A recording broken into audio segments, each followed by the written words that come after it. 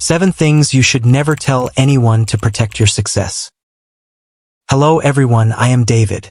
As a geriatrician who has spent over 4 decades listening to final deathbed words, I have realized a painful truth. People's greatest regrets are often not for the things they haven't done, but for the words they happen to say. I have treated the wealthiest and the most powerful people, but as they lay on their hospital beds, they all shared a common obsession. A moment of impulsiveness, a second of wanting to be recognized. They opened their hearts to the wrong person and lost everything. Today, I want to introduce you to a patient, a friend, and also a teacher of mine, Mr. Salvatore Benedetto. At 106 years old, he not only possesses extraordinary health, but also a razor-sharp wisdom about human life. He taught me that silence is not weakness. It is the strongest shield to protect your life. Before we go back in time to Brooklyn in 1967 to understand why Mr. Salvatore drew these blood and bone lessons, please take a few seconds. Click the subscribe button and turn on the notification bell. Why? Because this channel not only shares physical health but is also a place to store spiritual medicine that can save your career and family before it's too late. Please comment, I am ready to learn how to be silent, so we can begin this journey. Imagine you are Salvatore in 1967, a diligent shoemaker in Brooklyn. For 15 years, your hands were full of calluses and the smell of glue. Every shoe you made was a brick building the dream of owning your own building. At that time, he had saved enough money. The landlord, Mr. Castellano, nodded and agreed to sell at a friendly price.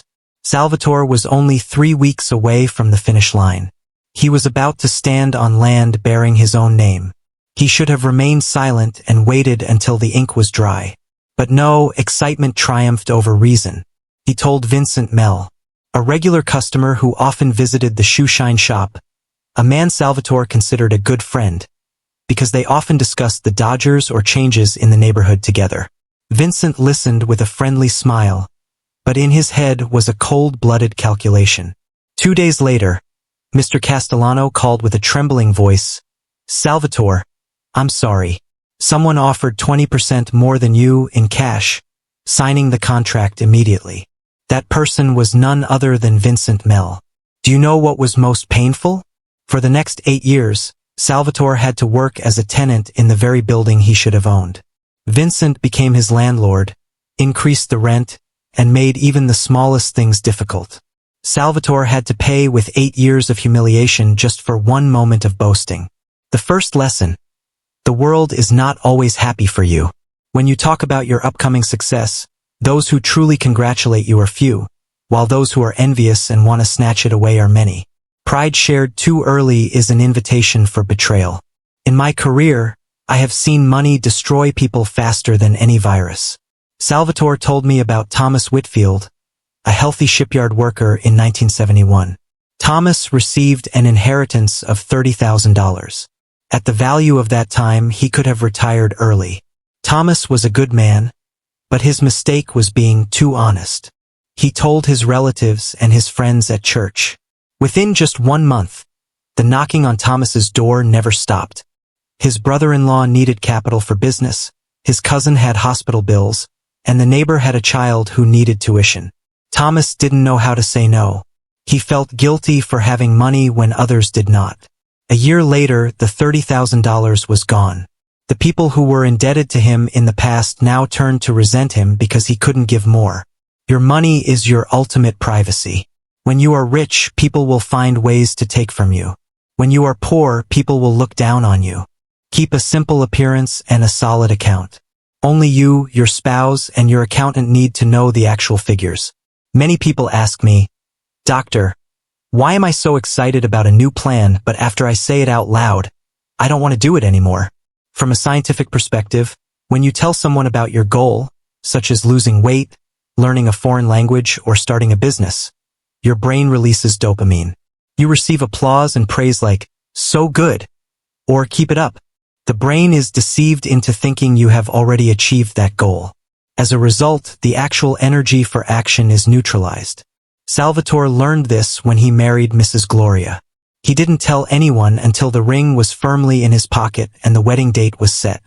He said, If I had spoken early, my son would have objected, the neighbors would have gossiped, and those sounds would have shaken me. Work in silence and let your success speak for itself. Plans that have not yet taken shape are like seeds. They need the darkness of the soil to germinate, not the glaring light of public opinion. We move on to more delicate matters concerning social and family relationships. This is where the mouth can become the scissors that cut every connecting thread. Look at the story of Danny, an assistant in Salvatore's shoe shop. Danny hated a leather supplier because he was often late with deliveries. During a chat with another customer, Danny vented his anger, saying that the supplier was a cheat and stingy.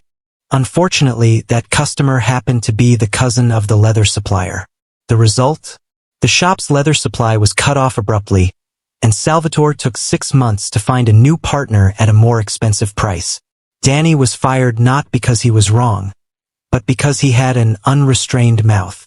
Complaining about the boss, the landlord, or partners brings no benefit other than a few moments of temporary comfort. But the price to pay can be your entire career. Salvatore once said, "If you help someone and then go tell the whole world, then that is not kindness, it is a transaction. When you talk about the good deeds you do, that kindness transforms into arrogance. Furthermore, you are unintentionally hurting the self-esteem of the person being helped.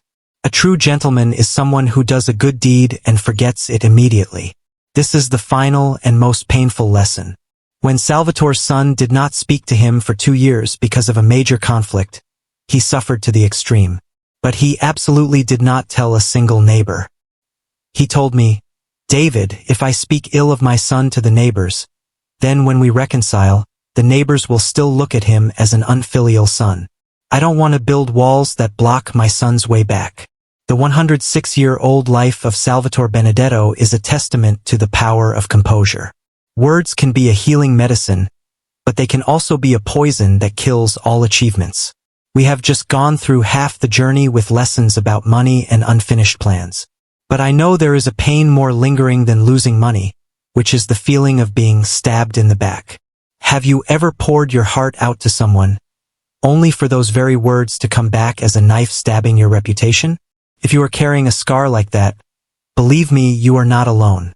106-year-old Salvatore stood up from those scars, and I, as a doctor, have witnessed many souls shattered because they trusted too much. Don't let the past repeat itself. Please share your story in the comments section. I don't promise to solve every problem, but I promise to read, listen, and respond so we can soothe that pain together. Salvatore's third lesson is a lesson on survival within the social system. He told me, "David, I never had a boss in the literal sense because I owned the shoe shop for 53 years. But I had dozens of people with the power over life and death. Suppliers, tax inspectors, landlords, and I learned that never speak ill of the person who has power over you." Hear the story of Danny, the enthusiastic young man who worked for him in the 70s.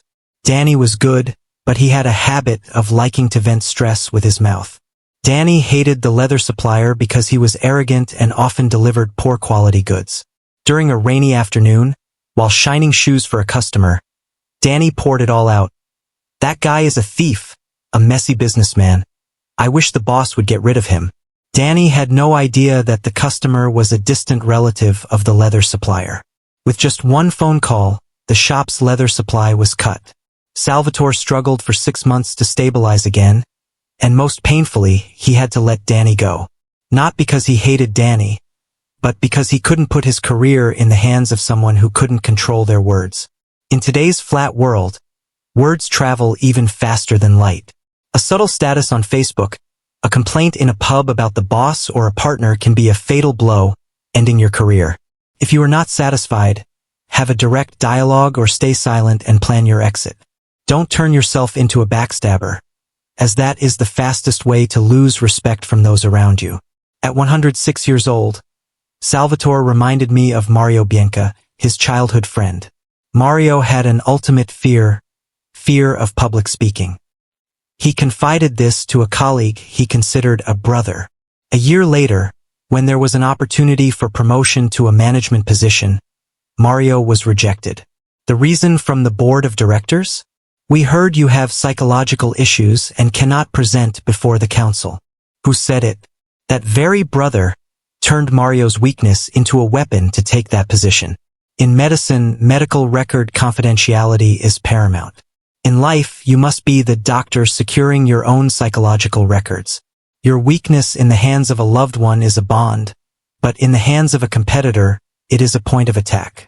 Don't expose your wounds to those who have no medicine in their hands. Salvatore once told me that what Mrs. Gloria loved most about him was not wealth, but because he was an absolute shelter. For 40 years, she told him thousands of secrets, even the ugliest things about her family, and he took them all to the grave. When a person trusts you with their secret, they are giving you a part of their soul. If you take it and retell it, even if it's just small talk, you have personally destroyed your character. A person who cannot keep others' secrets will never have a true friendship or a deep love. This is the mistake of hesitation. Salvatore told me about Catherine, a neighbor who lived 3 houses away. She was unhappy with her husband and happened to say, "I am considering a divorce." She said it hoping her husband would change, looking for attention. But the result was completely the opposite. The husband never trusted her again from that point on. He began to disperse assets, became cold, and always lived in a defensive posture. The marriage lasted another 10 years, but it was 10 years of hell. Whether it is quitting a job or breaking up, only speak when you are ready to walk through the door. Don't use leaving as a threat, because once you have stated your intention to leave, you have officially become a stranger in their eyes. Finally, the thing I learned most from Salvatore: family business must stay within the family. That year, when his son was angry with him and didn't look at him for 2 years, Salvatore was in so much pain that his hair turned white after just a few months.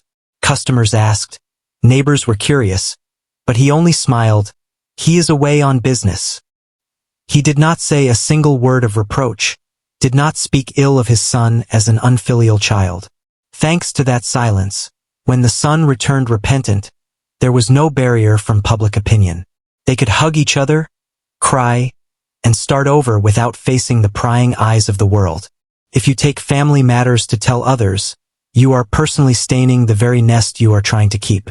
Dear friends, 106-year-old Salvatore Benedetto said one sentence to me before he closed his eyes to rest. David, words are like arrows. Once fired, they can never be retrieved. But silence is like a treasure. The longer you keep it, the greater its value. Today, I share these 7 lessons with you not so that you become a closed-off or fake person. I want you to become a person of wisdom. Know when to open your heart to love and when to close your mouth to protect the achievements of your life. Before closing this long video, I have a question for you. Among the 7 things above, which one is the most difficult for you to perform in today's modern life? Please leave a comment we will discuss together. If you love content that goes deep into real experiences and human psychology like this, please press the subscribe button. I am Dr. David, and I will always be here to help you build a healthy life from body to soul. Goodbye, and remember, sometimes the greatest victory is the victory over your own tongue. See you in the next video.